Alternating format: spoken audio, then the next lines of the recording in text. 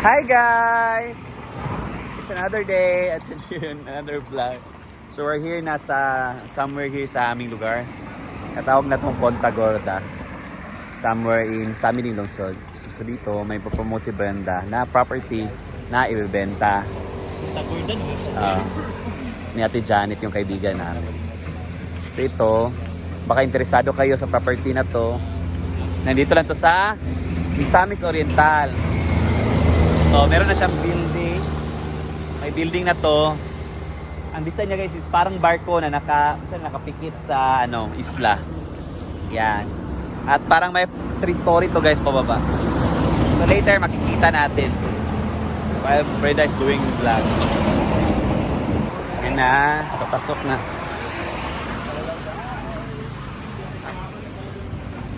So nito na guys, ang design talaga nito guys is parang barko.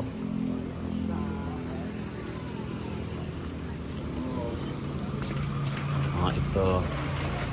Pwede kayong magpatayo ng restaurant dito. Restaurant. Dahil Resad, kanang bibo na sa dini nga lugar. Napayubos yan eh. Ang laki naman ang bili mo, madam. Bibili mo si Madam. Brenda.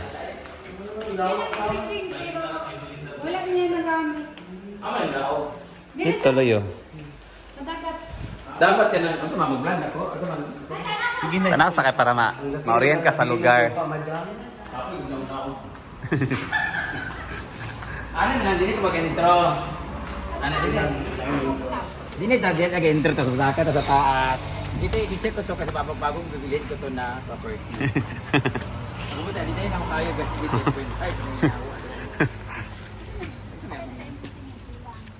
Pulo ka ba lo? Diyan mo sa ako mo siguro siya. Wala ta ko. Ang Jaden manggol pila to. 4 million magaling balik. Okay, ragay ito. Nabuha ka dako tayong space ha? Nagpalit kayo ng piniksi. Tapos ang piniksi, sama mo kasi nagpalidor ba? Nagpalit para lower na balidor. Ligyan nila, kasi nagpalit din sa mga piniksi. Wala ko mo. Kasi naka-square meter. 700 is square meters. Ang details, sa may details ako kuhaan. Question na lang ka sa iya. Ibutan ako number. Ay na ko, ang details nito ay nasa comment, Yes, ang lawak niya guys. 700 square meter pala to.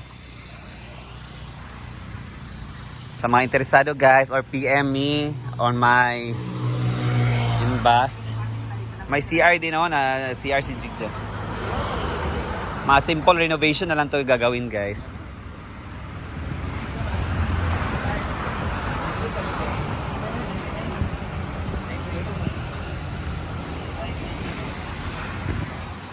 May pagbaba to. Actually guys, nakapunta na kami dito last time. Dahil kasama ko kasi sa simbahan yung may-ari dito sa Charismatic. So naligo na kami dito last time. Kasi yan. Magbablog tayo later guys. Si Miss Kaiske. Ang kapatid po niya may-ari nito guys. So, siya po ang hold upin natin ngayon. Madam! Ani uy? Magkagad din ba? Project tayo.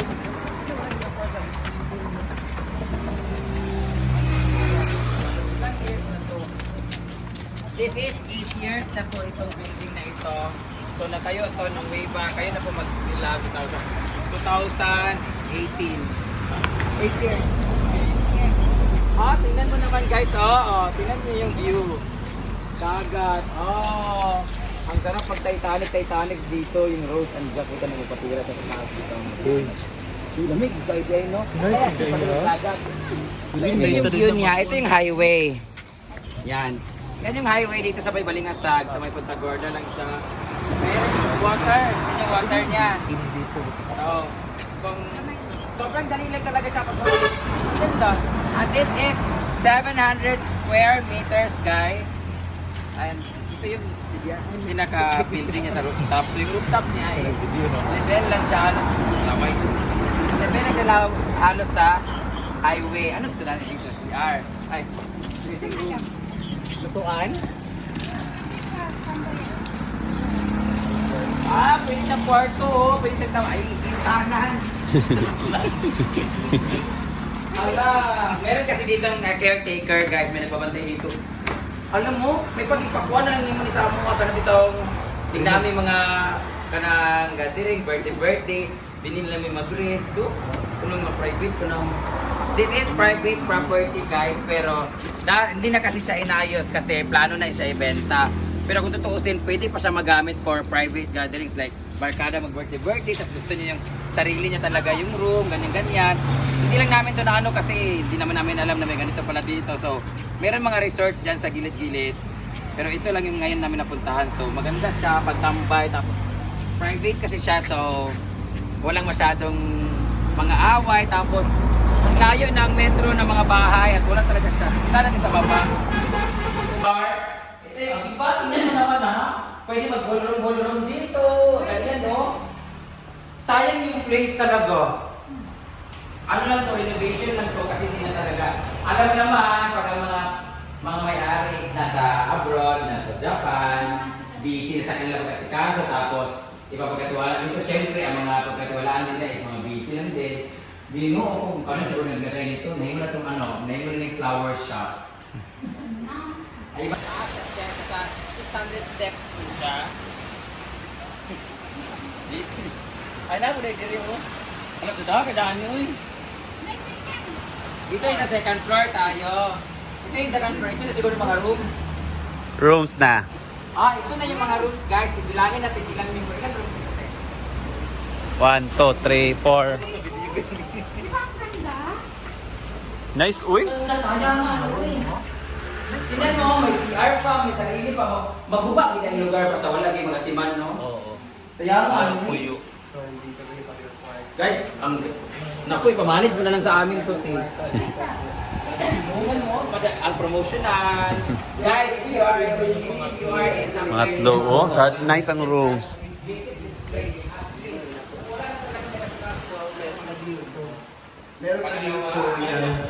Dito gaya mga barkadahan. Sayang mga matres, oh. Package. Sayang. Pwede siyang barkadahan package. Ang maganda pa dito, hindi na siya pwede. Kung ako dito hindi siya pwedeng pang isang grupo lang. Pwede siyang i-rent na, halimbawa, grupo dito pamilya, tapos may mag-rent din na kupol, para siya ka ng lodge. Para siyang lodging na may pagka, onsa na, ka ng resort na gano'n. Walang pool lang ito, no? Walang pool. Wala. Wala, dagat view lang siya. O, tingnan mo may, iba rin yung ano. Ay! Siya dito. May room, may shower room, may tubig kaya dito. Meron.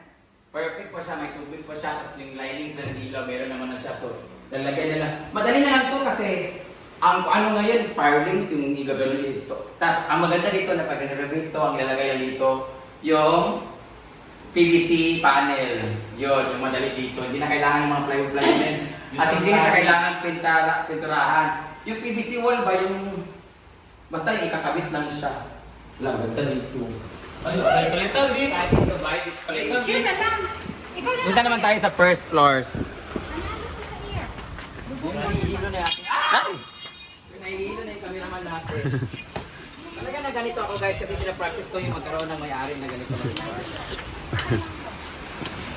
Pagka-posisyon, uy. Dagat view. Huwag nagdala kung isa kalibo. Nagdala ba kung isa kalibo?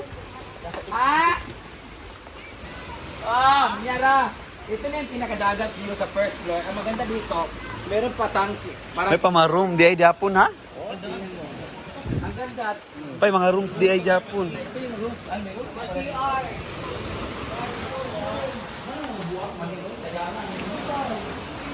Sada kayo, may dalawang CR pa siya, may tubig pa, may shower area. Ang galing. Dito rooms ito. Hello, sayama. Ano yun? Tingnan mo, may mga CR pa siya. Matay na nga. Sure ba yun? Maguba ng gidainin nga wala gabo. Ito yung pinaka-master's bedroom talaga din. Talaga, yung sayang. Ito yung lugar guys. So, dito tayo kung magkano. Ito na yung magandita. Urag na din nilupad yan na. Eh, madam.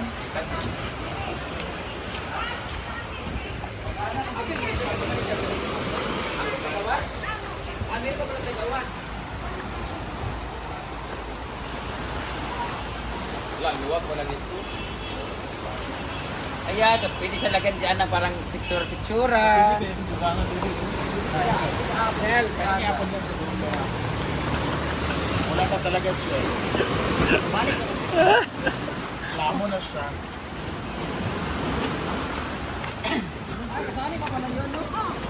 Parang 700. Where nari, tapos dito. Ayun na may cottage Hala, doon, no? nice pala diya. Sali yun? Apple ka na siya? Oh. Sure ba? Sure lagi. Sali ko pala yung cottage, guys. So, hanggang doon pala, oh. Parang hindi sa 700. Ay, oo, sakto na. Kay 500 man nila ang dapat. 700, hindi ay. Taas, ang ganda ka. Grabe.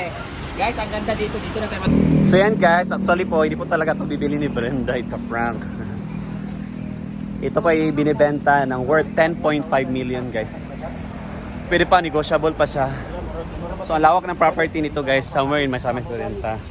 So kung willing kayo to buy this property, may building na siya guys. Simple renovation na lang yung magagawin.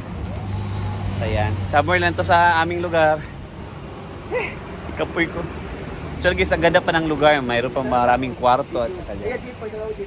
So yan, that's it muna for today's video. Yan. Okay, bye.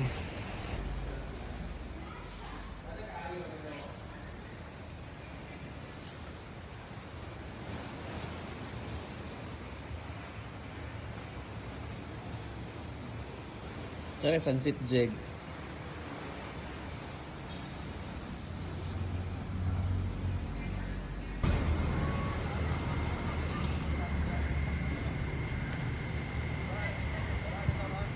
Ito daw tayo.